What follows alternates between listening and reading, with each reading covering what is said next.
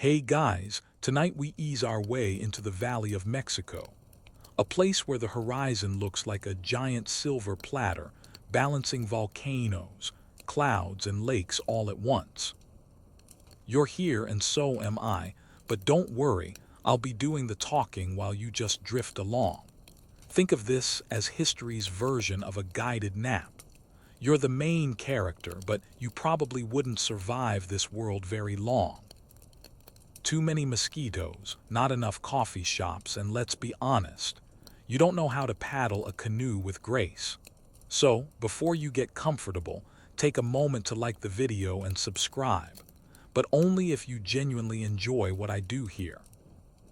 And since I like to imagine who's out there listening, drop a comment with your location and the local time right now. I want to know which corners of the world we're softly traveling together from. Now dim the lights, maybe turn on a fan for that soft background hum, and let's ease into tonight's journey together.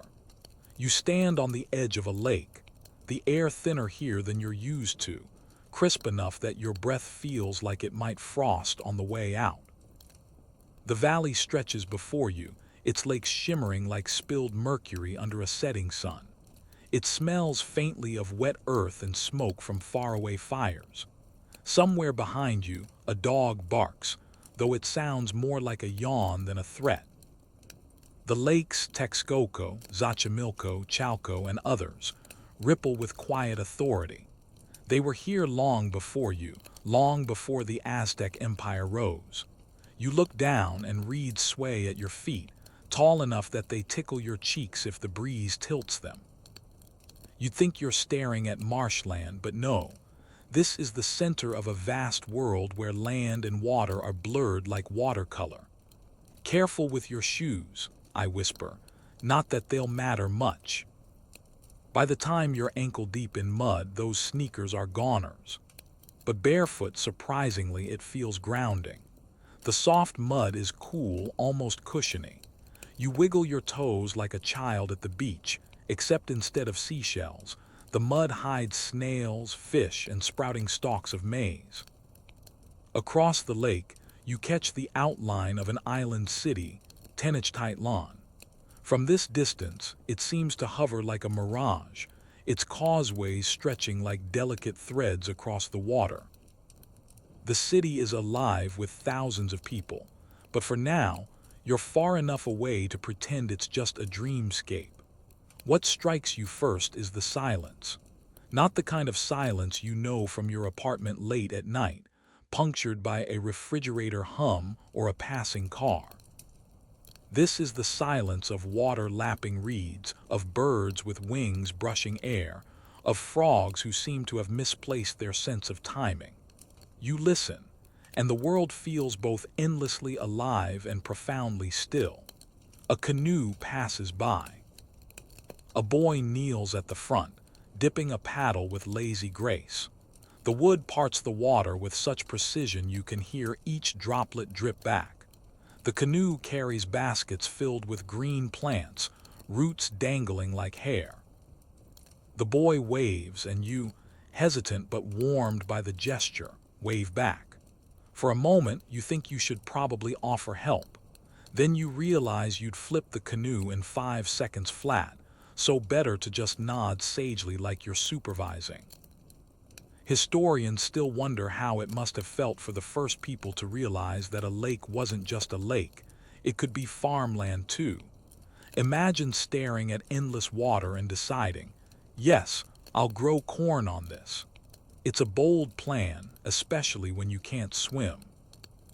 And yet here you are, standing on the brink of a civilization that did exactly that. A heron swoops low, landing near the reeds with a clumsy elegance. It stabs the water with its beak and comes up with a small fish, flipping it like a circus trick before swallowing it whole. You can't help but laugh quietly. Nature's dinner and a show, front row seats for free. The high mountains on the horizon glow pink in the last light. Popocatépetl smolders faintly, as it always seems to do, a reminder that beneath this calm surface lies fire. You inhale deeply. The air smells faintly sulfurous, but not enough to be unpleasant, more like a background note in a strange perfume. You shift your gaze to the water again. Tiny ripples disturb the surface, like someone just dragged a finger across the sky's reflection. Maybe it was a fish, or maybe it's the lake itself, sighing under the weight of centuries. Your body feels heavier, not with exhaustion, but with a pleasant settling, as though the lake is inviting you to slow down with it. Every inhale matches the rhythm of the water. Every exhale feels like a reed bowing in the breeze. A thought crosses your mind. How many people walked this shoreline before you? How many voices laughed here, carried across the water and lost to time? Some of those voices likely belonged to gardeners, people who spent their entire lives coaxing crops from mud and reeds. Others belonged to children, racing along narrow causeways, daring each other to leap further than they should. You're not racing. You're simply standing, watching, listening, and maybe, just maybe, imagining yourself as someone who could learn to balance on a wobbly canoe without falling face first into the water. It's getting darker now. The lake's surface no longer mirrors the sky but drinks it in, holding onto the twilight until it feels almost solid. A hush spreads as birds find their nests. The heron, satisfied with dinner, lifts off again, wings beating against the thickening dusk. The first stars appear, timid and scattered. You tilt your head back, finding comfort in the familiar shapes overhead, even though you're in a place far removed from your own world. You might not survive long in this land, but tonight you belong here, standing at the edge of a watery world that floats between dream and reality. Your eyelids grow heavier. Not to sleep, not yet, but enough that each blink lingers a little longer. The lake is patient. It has all the time in the world. And now, so do you. The cool night drapes itself softly over your shoulders, and as you stand by the lake, a ripple of sound approaches. Not the crash of waves, but the low murmur of human voices. Lanterns sway in the distance, carried in hands, glowing like small pockets of fireflies. A group of figures moves closer along the water's edge, and soon you see them more clearly. Aztec gardeners, their woven cloaks catching the faint light of the stars. They walk with the easy rhythm of people who know every bend, every patch of mud, every reed by heart. One of them raises a hand in greeting, and without thinking, you mirror the gesture. Congratulations, officially been acknowledged by people who could grow enough food to feed an empire. That's a bit more impressive than your houseplant, which is probably dead back home. The gardeners gesture for you to follow, and so you do. Their voices are calm, unhurried, as though time itself stretches more slowly here. They explain with small smiles that these are their chinampas, floating gardens, though the word floating is more poetic than literal. Each one is an island of soil built on a foundation of reeds and mud, anchored with willow trees that dig their roots deep into the lake bed. As you step onto the first chinampa, the earth beneath your feet feels firm but springy, almost like walking on a mattress. You're surprised, shouldn't you be sinking? But the gardeners just grin knowingly. They've done this all their lives. They've balanced across these narrow strips of land since childhood. You, meanwhile, wobble like someone trying to walk on a moving subway train. One farmer, his cloak patterned in faded reds and yellows, picks up a clump of wet soil and crumbles it in his hand. This, he says with a quiet pride, is stronger than stone. You're not sure that's literally true, but as the damp earth breaks apart in his fingers, you can see how rich and black it is. A perfect bed for crops. As you walk, you notice how carefully everything is arranged. Rows of maize stand tall, their leaves whispering in the breeze. Between them, beans twine upward, spiraling as though they're reaching for secrets the corn knows. Squash vines crawl along the ground, their blossoms like little yellow trumpets announcing summer. You recognize this as the Three Sisters planting system: corn, beans, and squash, three crops that support each other in ways humans could learn from. The corn gives the beans something to climb. The beans feed the soil with nitrogen. The squash keeps the earth shaded and moist. A family of plants, each one helping the other survive. It's a quiet marvel, and you're standing right in the middle of it. One gardener hands you a stalk of amaranth, tiny seeds clinging to its feathery plume. He explains that this grain was once so important that entire rituals were built around it. Today, you'd probably find it at a health food store labeled superfood, tucked between kale chips and chia seeds. Back then, it was both sacred and delicious, rolled into cakes with honey eaten during festivals. Historians still wonder whether the Spanish truly feared amaranth for its ritual use, or whether it was simply another piece of culture they wanted to erase. But for now, in this moment, the seeds slip through your fingers like soft sand, and you imagine the countless meals and ceremonies they once nourished. Children appear suddenly, darting between the rows of crops. Their laughter spills across the water like a new melody. One of them carries a small clay whistle shaped like a bird, and when he blows it, the sound is so startlingly real that an actual bird answers from the reeds. You can't help but smile. This is childhood, universal and timeless, finding joy in simple tricks, inventing music from clay. You pause to take in the scene. The moonlight glints off the water surrounding the gardens, turning each canal into a silver ribbon. The gardeners move gracefully between plots, carrying baskets, tending plants, speaking softly to each other. There's no rush here, no frantic pace. Each step is deliberate, each gesture measured. It's the kind of work that looks deceptively easy, until you imagine doing it yourself and realize you'd be covered in mud within 5 minutes. A farmer kneels and pulls a fish from a woven trap resting in the canal. With practiced ease, he tosses it into a basket beside him. The integration of water and land is seamless here. Food comes from every direction: plants from the soil, fish from the water, birds from the sky. It's a buffet of nature, though you suspect the portions are healthier than the ones you'd load onto a plate at home. As the group walks further, you begin to feel the hum of this place, not a literal sound, but a rhythm. It's the rhythm of footsteps on damp soil, of paddles dipping in and out of the canals, of wind threading through corn stalks. You match your breathing to it almost unconsciously. Inhale with the sway of the beans. Exhale with the rustle of squash leaves. Your body feels slower now, softer, as though it too is learning the gardener's pace. They invite you to sit at the edge of a chinampa, your feet dangling just above the water. You watch as fireflies dance lazily, their lights blinking on and off like distant lanterns.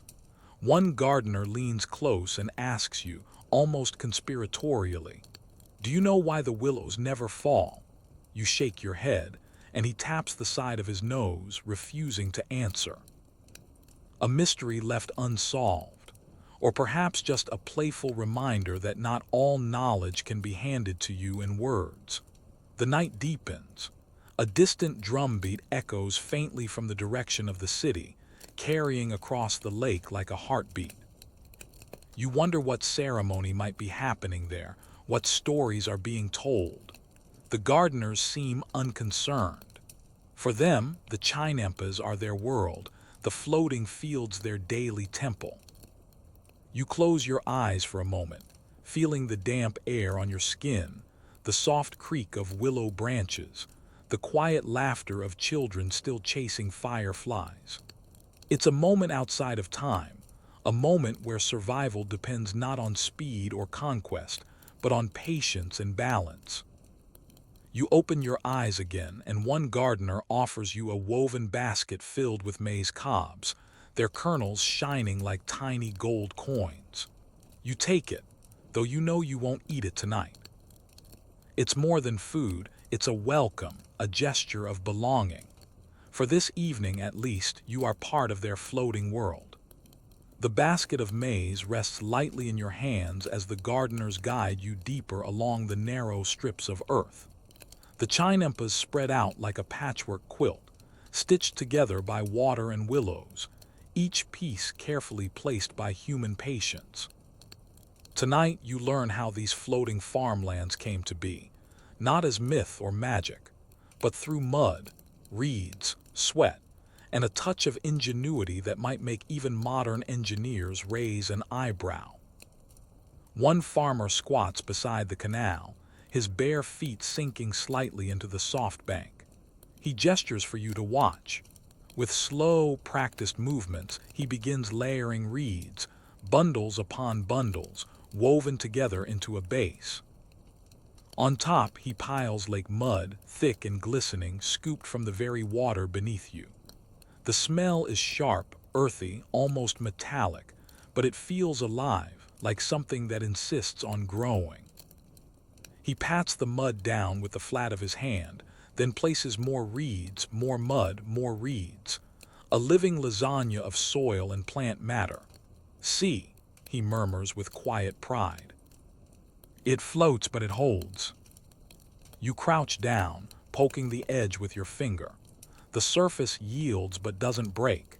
It's like pressing into a sponge that never loses its shape.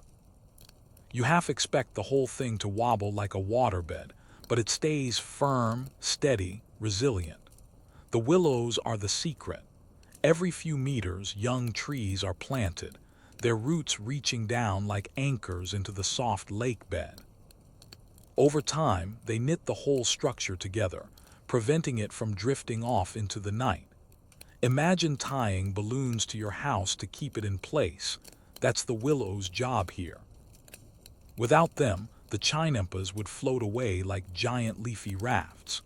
Historians still wonder how long it took to perfect this method. Did some early experiment fail spectacularly, with entire gardens vanishing into the lake?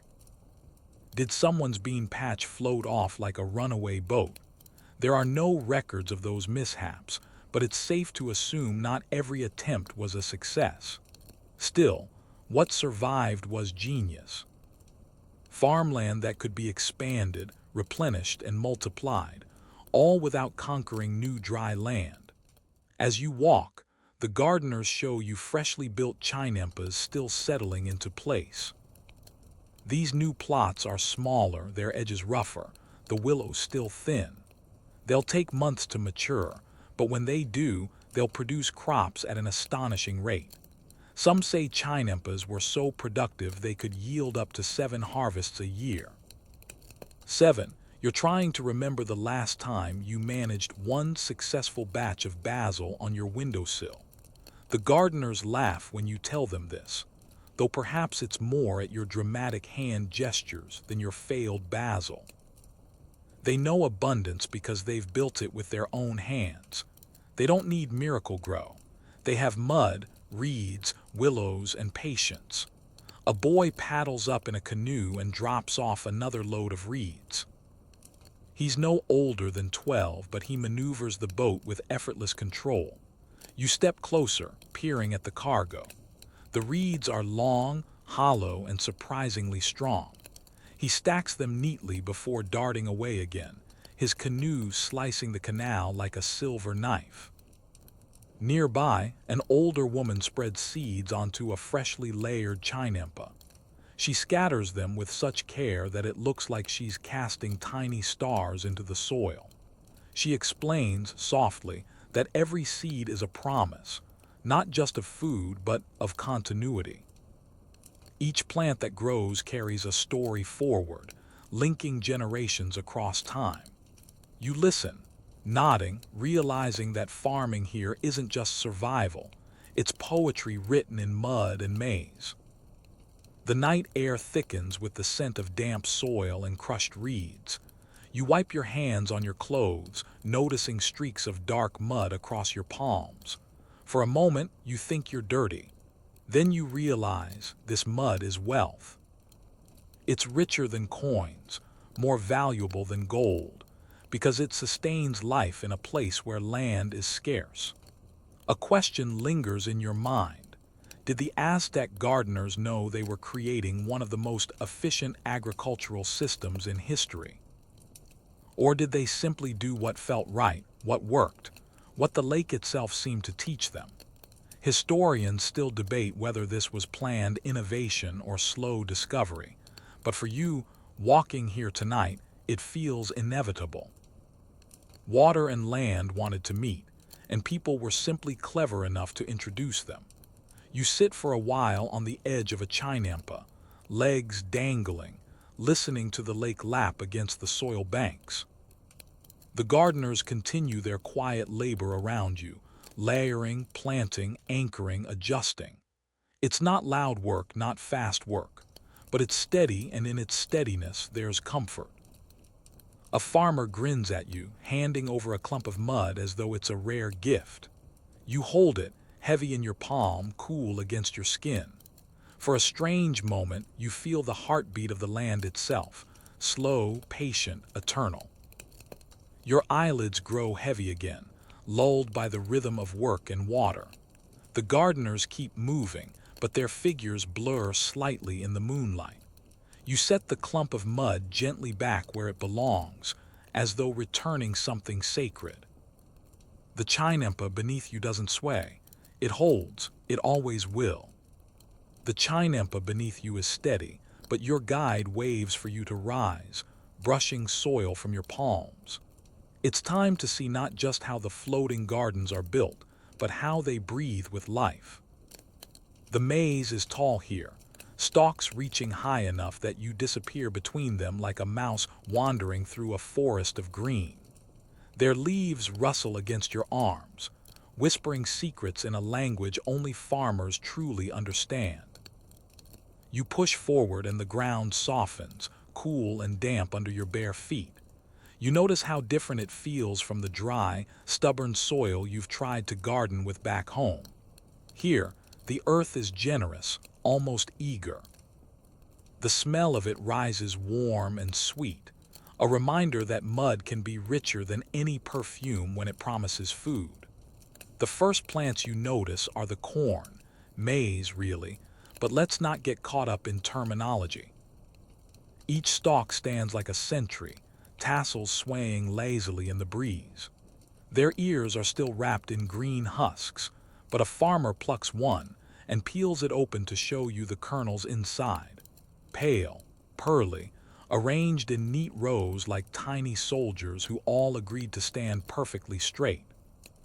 He smiles as though sharing a secret. These will feed families, markets, even festivals, ground into masa for tortillas or boiled into tamales. It's a crop that doesn't just fill stomachs, it shapes culture. Twining up the stalks are beans, thin, curling vines that seem to hug the maize like younger siblings clinging to taller ones. You reach out to touch a pod, cool and smooth against your fingers. It feels almost like velvet, though you resist the urge to pocket one as a souvenir. The beans return the favor to the soil, feeding it nitrogen so the maize can keep thriving. You realize this is less of a farm and more of a community, plants helping each other, living in balance. Humans could learn something here. At your feet, sprawling like lazy cats, are squash vines. Their broad leaves shield the soil from the hot sun, keeping it moist and protected. Bright yellow blossoms peek out like trumpets announcing a festival.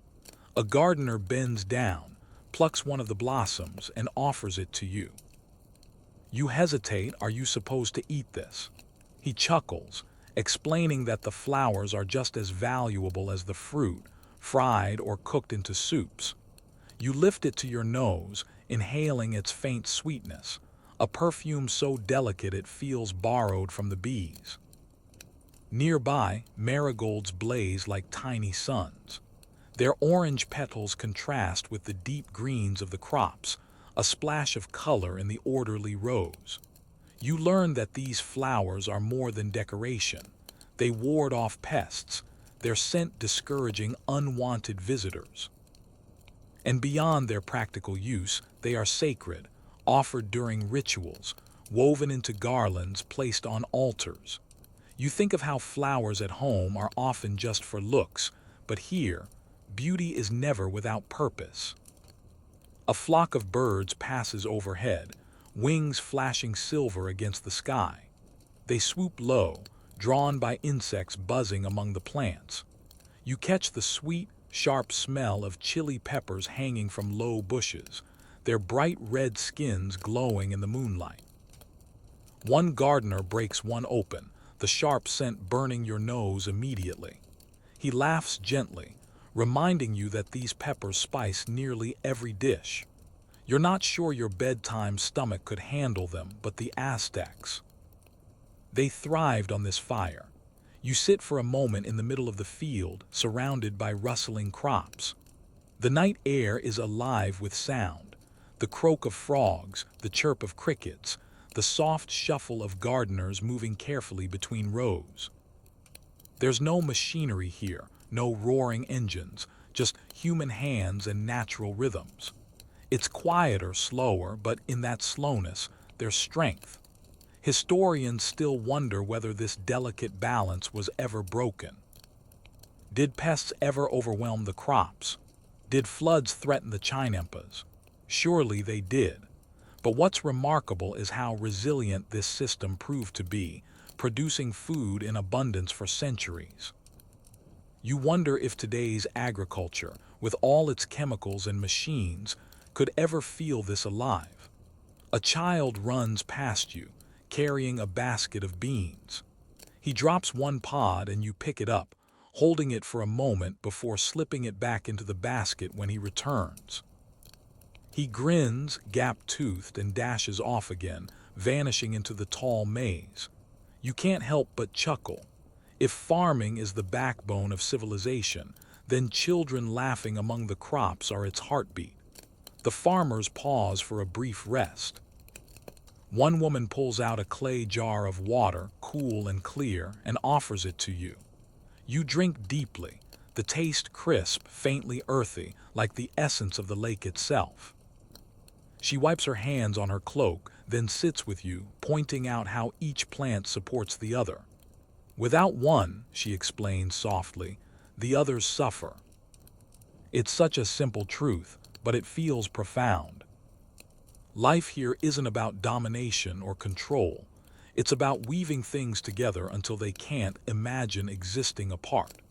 You lean back, staring up at the sky framed by tall corn. Stars scatter above, faint but growing brighter as the night deepens. A breeze stirs the leaves, and for a moment it feels like the crops themselves are whispering lullabies. The field hums with life, but it's not chaotic. It's harmonious, like an orchestra tuning itself for a song you've already begun to hear in your bones. You close your eyes briefly, not to sleep, but to imprint the sensation. The damp soil, the cool air, the steady rhythm of crops breathing all around you. When you open them again, the farmers are already moving back to work, their hands brushing soil, their voices carrying softly across the garden.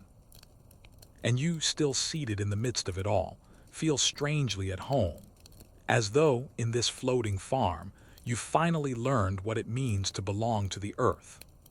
The night deepens, yet no one here seems to fear the dark.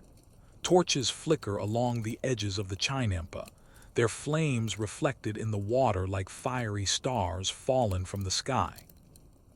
You rise again, brushing dirt from your hands, and follow your guide to the water's edge. Here, the garden meets the lake in a way that feels seamless, as though soil and water had struck a lifelong bargain.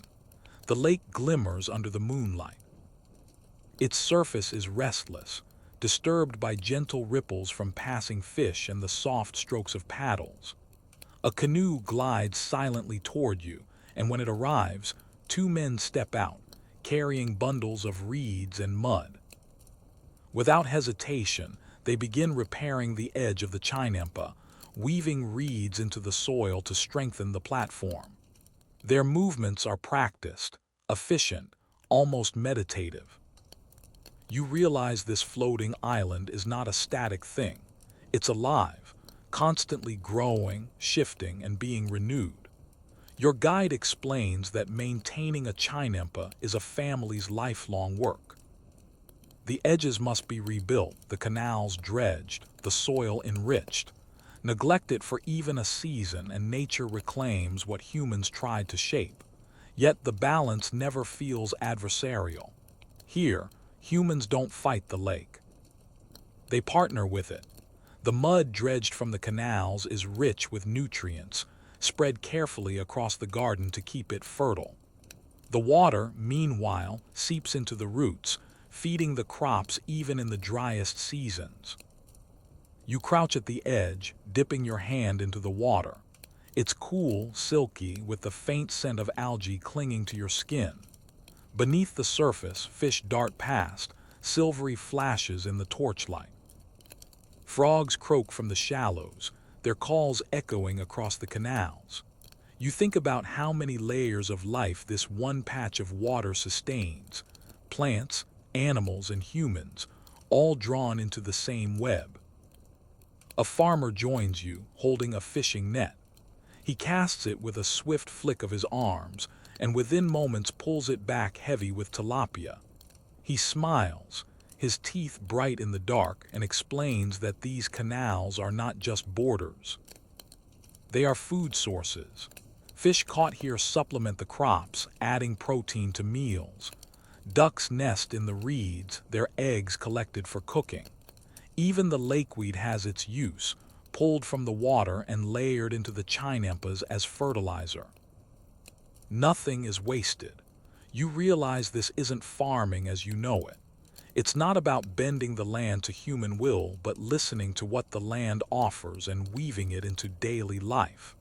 A kind of conversation, patient and ongoing.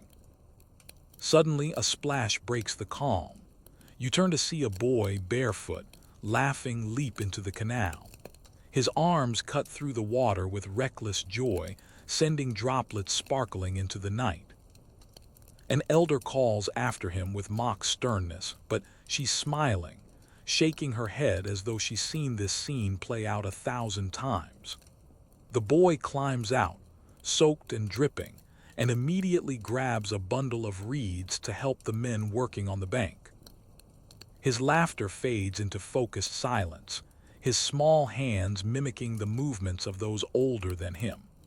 This is how knowledge survives, not through books or schools, but through nights like this, where work and play blur together, where children learn simply by being present. A faint breeze carries the scent of wood smoke and roasting maize from another chinampa nearby. Your stomach tightens with hunger, and your guide, sensing it, leads you down a narrow plank bridge. The wood creaks under your weight, the canal dark beneath your feet, but you make it across safely, welcomed by a cluster of families gathered around a fire. Clay pots sit atop glowing embers, their lids rattling as steam escapes. A woman lifts one, stirring with a wooden spoon, and the aroma of beans, squash, and peppers wafts toward you. She ladles some into a bowl and offers it without hesitation. You accept, sitting cross-legged on a woven mat, and taste the stew. The flavors are bold yet balanced. The sweetness of squash, the heartiness of beans, the fire of chili softened by maize. Each bite feels like a summary of the field you just walked through, a reminder that food here is not abstract but immediate, living, and communal. The fire crackles, casting warm light across faces lined with laughter and stories. An elder begins to speak, his voice deep and rhythmic, telling of how these gardens were gifts from the gods, drawn from the mud of creation itself. Children listen wide-eyed, some leaning against their mothers, others tracing patterns in the dirt. You lean closer, captivated not just by the story, but by the way it anchors this place in something larger than survival.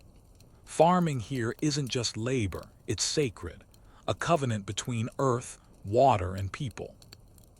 The elder pauses, gazing at the fire. Then he looks at you and asks quietly, "Where will your people eat when the soil is gone?" His words land heavy, even though they're not meant as accusation but as curiosity. You think of modern farms, machines tearing through acres, chemicals poured into the ground, rivers choked with runoff. For a moment, the contrast feels painful. The night grows quieter. Stars thicken above, their reflections shimmering in the canals until it seems the sky has doubled itself, one above, one below. You lean back, bowl empty, belly warm, heart restless with questions. Here, on this chinampa, surrounded by firelight and water, you realize that survival is not a matter of conquest but of cooperation. And perhaps the lesson is not just how the Aztecs lived, but how they endured. The night air hums with a quiet rhythm, frogs croaking, insects buzzing, and the faint splash of oars somewhere in the distance. You're stretched out on a woven mat, the fire now reduced to a glow of embers. The families who shared their meal have drifted into laughter and soft conversation. But your guide isn't finished showing you the secrets of these gardens. With a small smile, he nudges you up, and together you step back into the night, following a narrow path of stone set into the soil. The chinampas are never truly still. Even now, with stars sharp overhead, you see silhouettes moving across the gardens. A woman bends low, checking beans by moonlight. A young man ties reeds to strengthen a canal edge. They don't complain. It seems the cycle of tending, watching, and mending is constant. You start to realize this isn't a part-time job. A chinampa is more like a child. Always kneading, always growing, always teaching you patience. Ahead, your guide stops near a canal where two men are pulling up the night's treasure, water plants thick with mud. They laugh as they drag the dripping mess into a canoe, the smell earthy and sour but strangely sweet. Your guide explains, this muck is nutrient gold. Rich in decayed matter, it's layered back onto the chinampa soil, replenishing it again and again. No fertilizers in sacks, no dependency on distant suppliers, just a loop, nature feeding itself. You can't help but grin at the thought. The Aztecs invented the ultimate compost bin, except theirs floated. The canoe wobbles as another man climbs in, balancing a basket of water lilies. They're not just pretty decorations, petals for ceremonies, roots for eating, stems for weaving. Even the plants most people would ignore have a place here. You think of modern times where weeds are sprayed away with chemicals. Here, nothing is simply dismissed. Everything is tried, tested, folded into use. As you watch, a flock of ducks glides gracefully across the canal, their soft quacking cutting through the quiet. One of the farmers throws a handful of seeds into the water, and the ducks eagerly dive in. You're about to laugh when your guide explains that the ducks are not just decoration either. They provide meat, eggs, and even feathers. You blink, realizing once again that everything here seems to serve more than one purpose. Still, even in this perfect balance, there are small hazards. Your guide points to the canals, whispering about the occasional lurking creature, the axolotl, a salamander with a permanent, goofy grin living only in these lakes. It's both food and curiosity, captured for its meat but also admired for its odd, almost otherworldly look. You imagine dipping your hand into the water and having one of those smiling creatures brush past. Not terrifying, more like being nudged by a cheerful little ghost of the lake. And yet, As idyllic as this feels, your guide lets slip a reminder. These gardens are always in danger. A storm could sweep through and tear apart the reed edges. A drought could lower the canals. Even rival city-states might sabotage them, hoping to choke the food supply of Tenochtitlan lawn. It strikes you how fragile and resilient these chinampas are at once. Fragile because they need constant care. Resilient because their design is so adaptable. A gentle breeze carries the sound of rattling percussion, and you follow it across a narrow bridge. Soon you arrive at a small circle of people under the stars. They sit with clay rattles, tapping rhythms that seem to echo the water's heartbeat. A priest, cloaked in white cotton, offers prayers of thanks for the harvest. His words float into the air like smoke, half song, half spell, as if to remind both humans and gods that the crops and canals are sacred. You tilt your head back, gazing at the stars. The Milky Way arcs across the sky, a glittering river to match the one beneath your feet. For the Aztecs, these stars weren't distant. They were guides, storytellers, sometimes even gods themselves. A child beside you whispers that the gods, too, eat from these chinampas, and if the people neglect them, the gods will simply take the food back. It's a soft but heavy truth, and you wonder if maybe it isn't so different from how nature still works. Historians today debate how many people these floating gardens could feed. Some say hundreds of thousands, others nearly 1 million. Still, there's no clear answer. You stare at the canals and think, could this truly sustain an empire? Perhaps. Or perhaps, like any living system, it thrived only as long as people honored the balance. Your guide turns to you, eyes twinkling. Strange, isn't it? He says softly. The earth and the water are parents and the chinampa is their child. And we, he gestures around, are only babysitters. You smile at the thought. Babysitting mud and reeds doesn't sound glamorous, but looking around, it seems to have worked for centuries. You sit back down on the mat, listening to the rattles fade, your body loosening with the rhythm. The air smells of wet earth and smoke.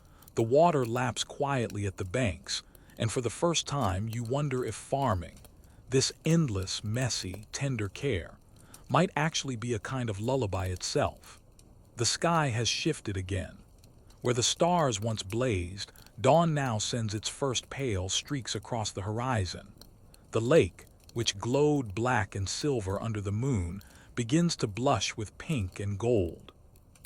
You're still awake, but your body feels heavy, lulled by the constant rhythm of water against earth. Your guide pats your shoulder gently, as if to say, there's no sleeping in now. Morning on the chinampas is the busiest time of day. Birdsong rises first, warblers, herons, and the occasional goose making its disorganized honk. The chorus pulls you upright, and soon you're following families as they set out to work. Canoes slip through the canals, some piled high with baskets, others with tools. Everyone knows their role. Even children carry small bundles of maize husks to feed the ducks or toss food scraps to the fish. Your guide steers you toward a larger chinampa where an impressive bustle is underway. It feels like a marketplace without the chaos, neighbors trading beans for squash, maize for chilies.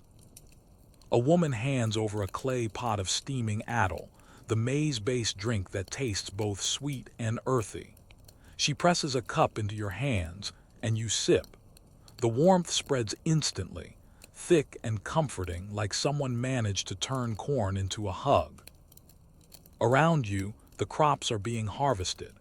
Men with obsidian-bladed tools slice stalks of maize in clean swipes. Women collect baskets of amaranth, tiny seeds spilling through their fingers like sand. The air is filled with smells both fresh and smoky, dirt, green leaves, roasting peppers. And the sounds, Laughter, clattering pots, the occasional splash as someone missteps into the water. You can't help but chuckle. Falling into a canal looks like the Aztec version of tripping over a curb. But not all tasks are cheerful.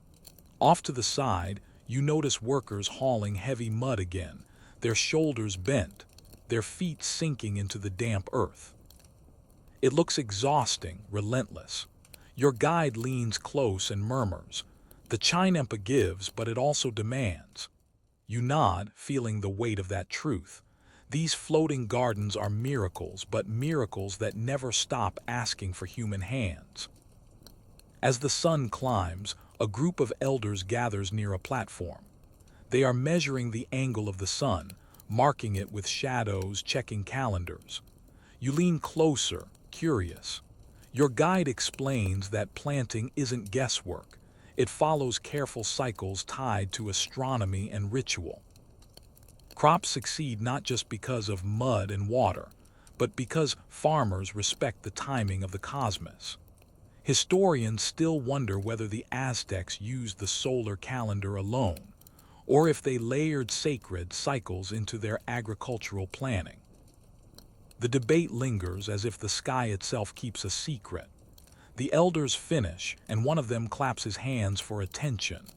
A prayer is spoken, short and simple, but enough to remind everyone that work is not just labor, it's devotion. You glance around and see the bowed heads, the quiet reverence. Even the children hush, though one sneaks a pebble into the canal with a mischievous grin. You're handed a cob of maize, freshly roasted on the embers of a small fire. The kernels are golden, bursting with sweet smoke. As you bite into it, you realize this is more than food. It's survival, identity, ceremony, all in one. The Aztecs called maize the sustainer of life. And here, chewing slowly as the morning unfolds, you understand why. Across the canal, a canoe stacked with vegetables pushes off. The boat rocks under its weight and two men steady it with poles. It's bound for Tenochtitlan, the great city rising in the distance. You catch glimpses of its temples shimmering in the morning haze, the lake reflecting their outlines like a dream doubled. Soon the markets there will overflow with goods from these chinampas, chilies, beans, flowers, herbs, all brought by canoe. Without these floating gardens, the empire's capital might have been a hungry ghost town. The morning continues in waves of labor and laughter. Farmers call out to one another across the canals. Ducks dive and re-emerge, shaking water from their feathers. A woman braids reeds into mats while humming softly, her tune carrying over the water like a lullaby. You join her for a moment, your clumsy fingers failing to keep pace, but she only smiles, adjusting your weave without teasing. The sun now glints sharply on the water, dazzling your eyes. You blink and squint, and in that brightness, you feel a sudden tug of thought. All this effort, all this balance was built for survival. And yet survival itself feels like an art here, a collaboration between human patience, natural cycles, and divine timing. It isn't just farming. It's choreography, a dance where missteps might break the rhythm, but when done right, the performance sustains an empire. You take another sip of atl, warming your throat, and smile. Somehow, you've become part of the dance too, if only as an awkward guest who's trying not to fall into the canal. The sun has climbed higher now, bright enough that the water shimmers like glass scattered with diamonds. You squint, shading your eyes, and notice how the canals seem busier than ever. Canoes move in steady streams, gliding past each other with surprising grace, some stacked with maize, others spilling over with flowers in woven baskets. It feels like you're standing in the bloodstream of a living organism, each canoe a red blood cell carrying nutrients toward the beating heart of Tenochtitlan. Your guide gestures for you to step into a canoe, and you carefully balance yourself as the wood dips under your weight. The paddle dips into the water with a soft splash, and soon you're drifting along the canal. From this vantage point, the chinampas stretch in neat rows, narrow strips of land separated by glittering blue veins. The order is remarkable, like someone sketched a checkerboard across the lake and then filled each square with green. A group of men ahead steer a canoe stacked with white lilies. Their petals gleam, faintly fragrant even from here. Your guide leans close and says the flowers are bound for ceremonies at the temple. You imagine priests scattering them before statues, the scent of lilies mingling with incense and smoke. It strikes you that even beauty has a practical role here.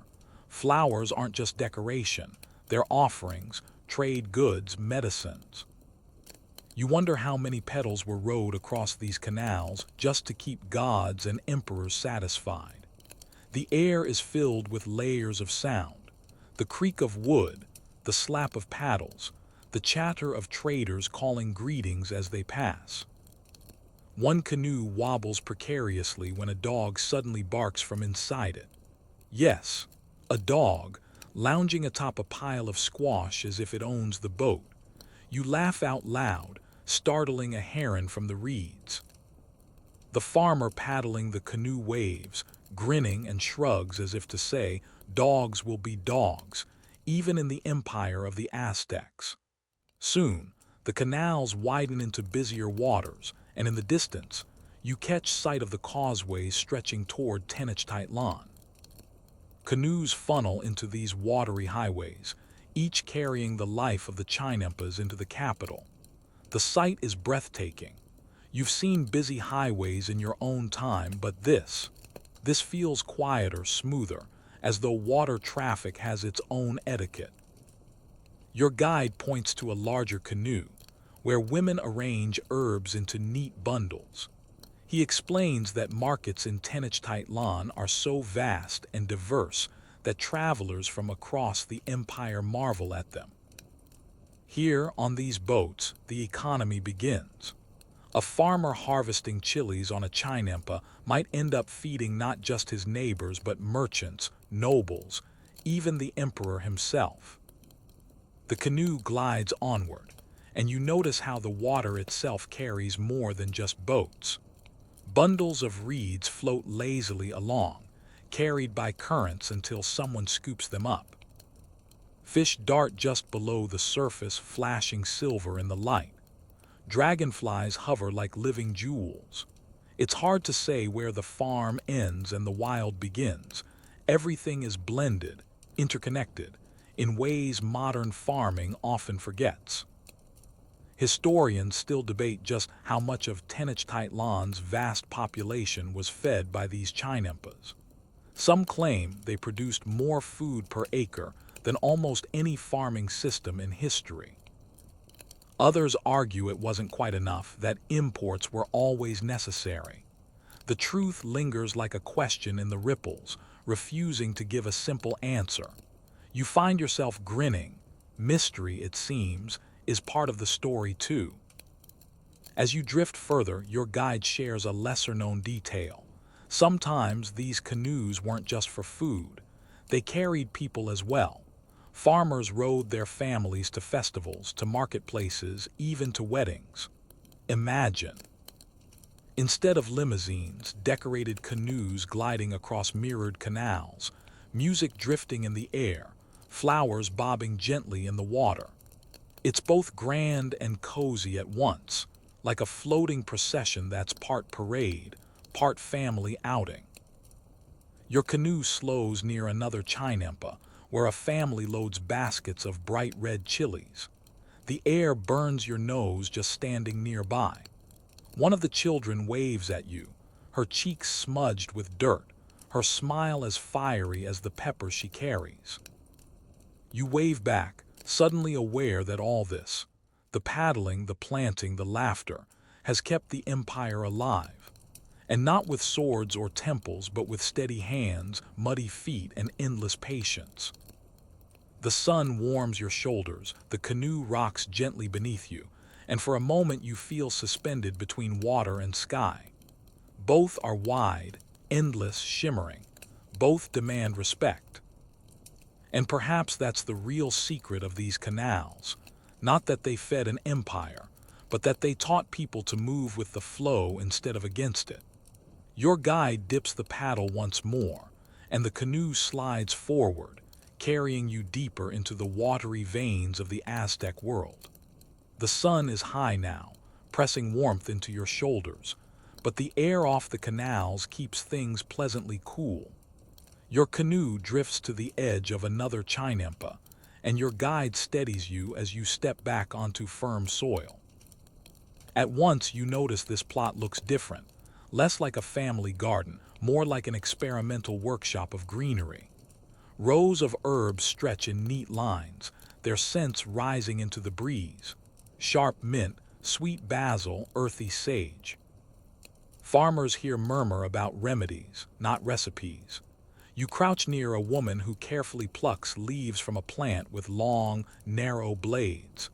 She crushes them between her fingers, releasing a tangy, almost medicinal scent. She explains that this herb is used to ease stomach pain. Another farmer pulls roots from the soil, holding them up proudly like treasure. These roots, he says, are ground into paste for fevers. The chinampas are not just about food. They're pharmacies, quiet and green, where healing grows between the maize and beans.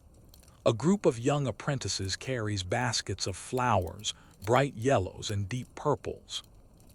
You lean closer, and the guide whispers that they are marigolds, destined not for dinner but for ceremonies.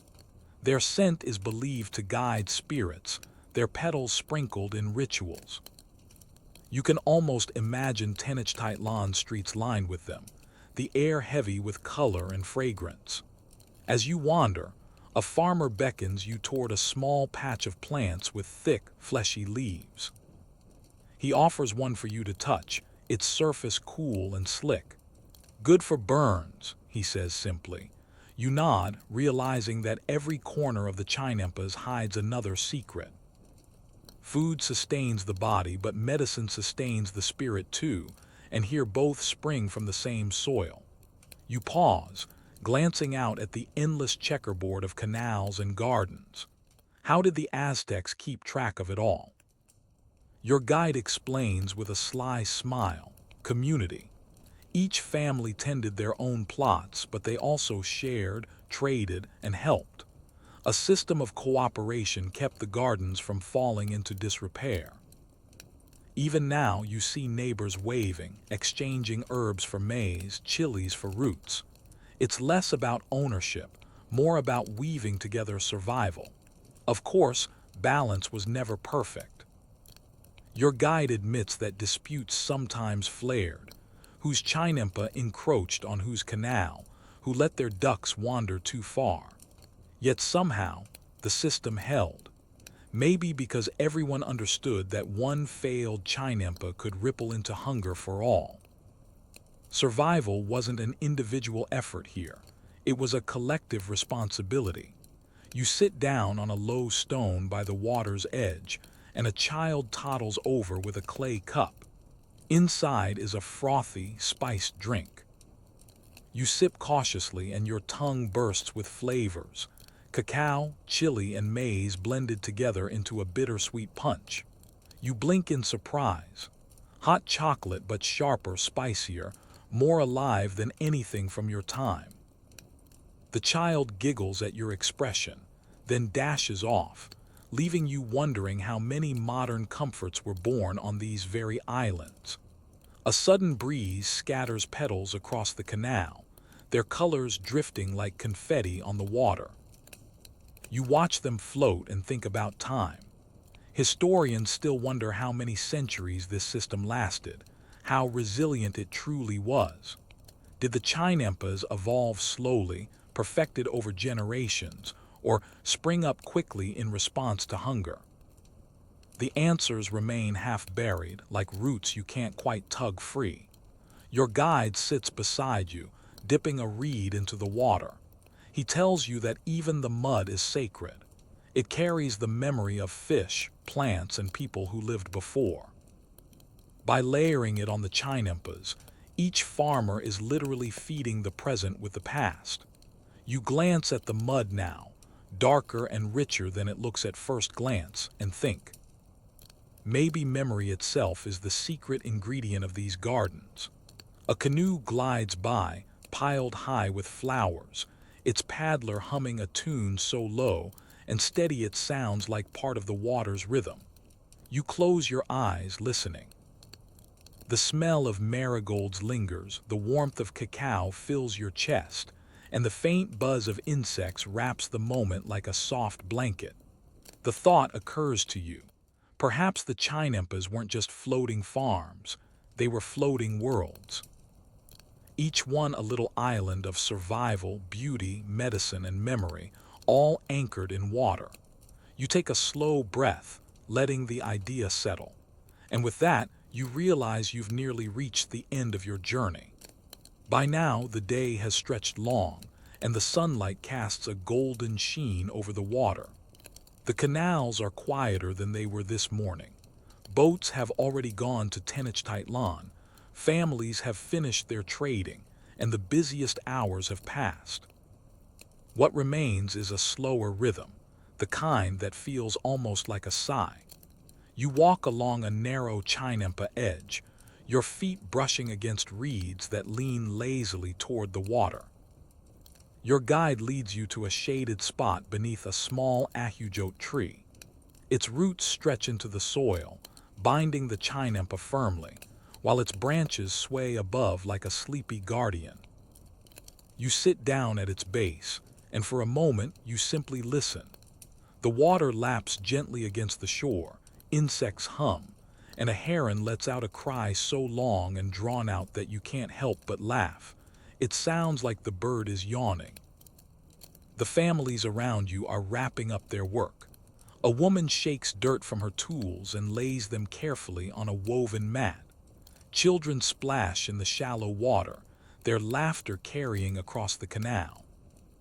An elder sprinkles a few kernels of maize into the soil with deliberate slowness, whispering as if planting a prayer. It's all so ordinary, and yet it feels extraordinary, every action stitched into a pattern that has endured for centuries. As the light softens, a group gathers by the fire once more. This time the mood is gentler, the urgency of work replaced by the ease of storytelling. You join them, bowl in hand, as beans simmer again, this time with herbs plucked from the garden. The flavor is simple, earthy, grounding. One elder begins to speak, his voice carrying like the low beat of a drum. He tells of gods who pulled the first chinampa from the lakebed, shaping it with their hands. He speaks of ancestors who learned to listen to water and mud, weaving life where there was none. He smiles at the children, reminding them that without these floating gardens, Tenochtitlan itself would never have thrived. You glance around, and every face glows in the firelight, half in shadow, half illuminated, as though everyone here is both part of history and still shaping it. Your guide leans toward you and whispers something both playful and serious. Not bad for a farm built on mud, right? You chuckle, but the truth of it lands. These chinampas are fragile, always needing repair, always vulnerable to storms, drought, or politics. Yet they endure. Maybe because they're more than farms, they're lessons, showing that balance is possible if humans remember they're part of the system, not above it. Historians still wonder if chinampas could solve modern challenges: urban farming, climate adaptation, food shortages. Could these ancient floating gardens guide the future?